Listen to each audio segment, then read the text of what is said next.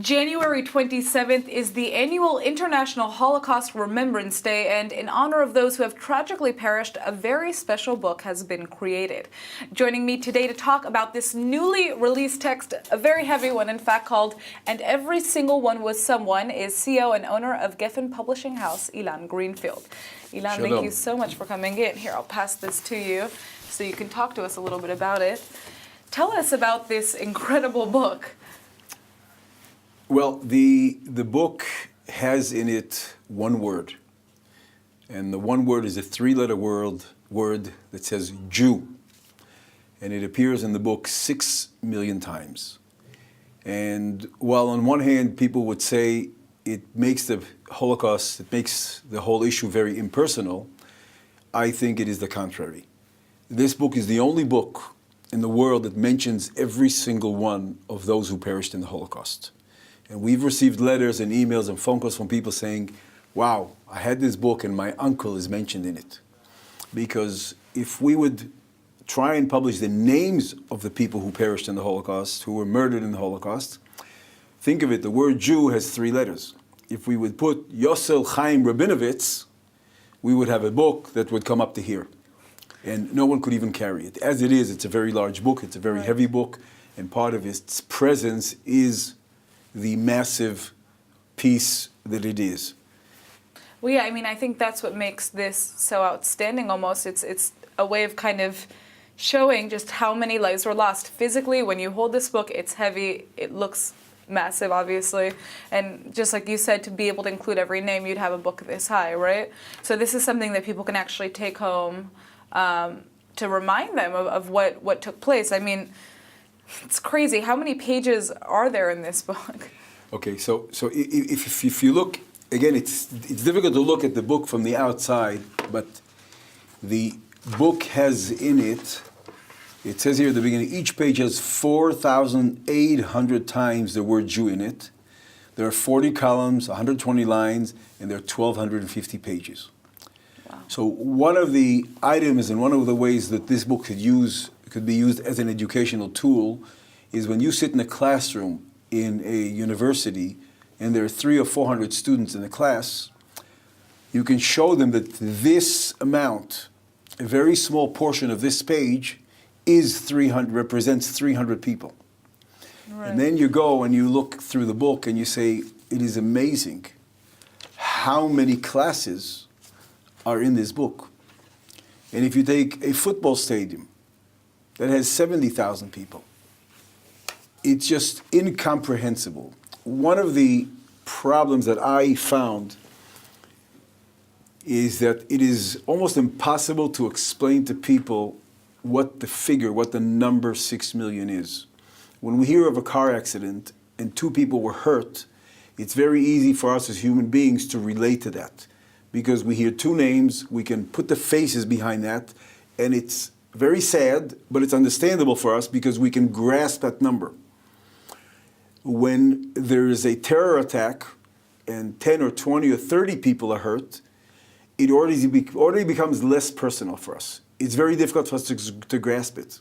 When there's a tsunami of 10,000 casualties, we're totally almost oblivious to it because it's so big that we cannot relate to it. And here we have a number that's 6 million. What's interesting is that I saw on the front page, I mean, when you open the book, it says this is number 2,000 and something out of 6 million books that I imagine have been sold, correct? No? What we have done, if we look at the book inside, we have made a page that will make the book very personal for many people. Meaning, one of the ways of using this book is of me taking this book and dedicating the book to someone who I know who perished in the Holocaust, someone who was murdered, a family member or anybody else. So in classrooms, what people do is we ask the teachers to give each student a name that they have to choose from the Holocaust who was murdered and died in the Holocaust. They do some research, and then they dedicate the book to that person. Now this book becomes a memorial for that one Holocaust. So how many copies of this book have been distributed so far? Do you have a number? Yes, we have distributed probably between 5,000 and 6,000 copies so far. Wow. And we're continuing. Every book is numbered by hand, 1 out of 6 million. And what we've done with certain communities, we've allocated them 1,000 copies, and as they go along and distribute them, they buy 50 at a time. Right. So a certain community will have the number 12,000 to 13,000. So I guess my final question for you is, what is the main message that you hope people take away from this book if they choose to take it home?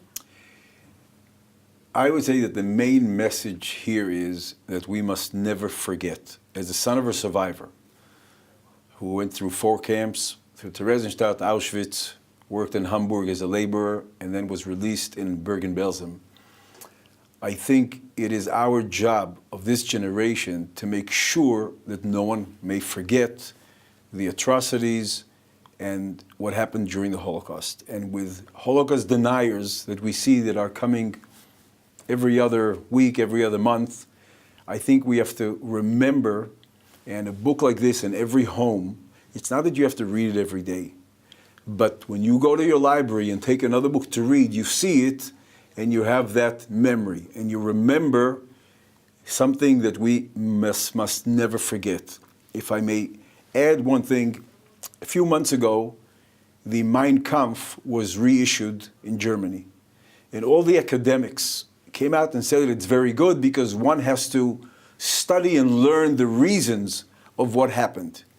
And when I was interviewed on CNN, I said, look, the worst thing that could happen is that under the academic auspices, this book will become a bestseller.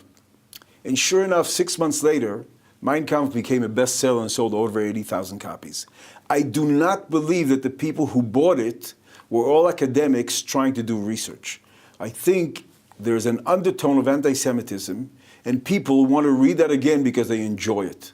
And this book serves as something against that, because this book shows you that 6 million lives were murdered.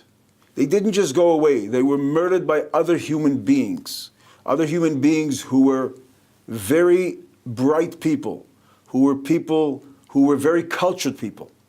But because of anti-Semitism, because of what happened in Europe then, they took the lives of 6 million other people, which if they were all alive today, we would have had another 30 or 40 million Jews living around this world. Yeah, I mean, I can tell you that if I were to be going to the library or bookstore, this would be standing out to me 100% because I think this is something very special and important that you guys have created, and I hope that I can get a copy myself. Thank you very much. I hope you do, and I hope you keep it at home. I will. I absolutely will. Thank you for coming in. Thank you very much. Shalom.